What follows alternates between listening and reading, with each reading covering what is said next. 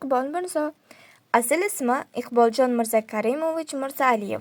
Taniqli o'zbek shoiri, jamoat arbobi va O'zbekiston xalq shoiri. U zamonaviy o'zbek adabiyotining eng sevimli va o'qishli ijodkorlaridan biri hisoblanadi. Hayoti va faoliyati.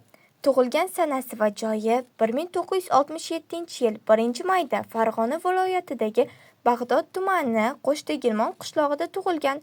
Ta'limi Farg'ona davlat universitetining o'zbek filologiyasi fakultetini tamomlagan.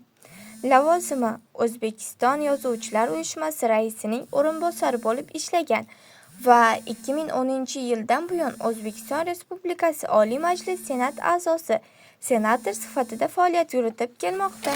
Ijodi. Iqbol Mirzo o'zining samimiy, xalqchil va ishqiy she'rlari bilan mashhur.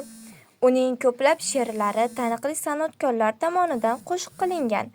Shoirning asosiy asarlari va she'riy to'plamlari quyidagilardan iborat: Yurakning shakli, Ko'ngil, Sizni sog'inaman, Tantana va Bonu Nasriy asari.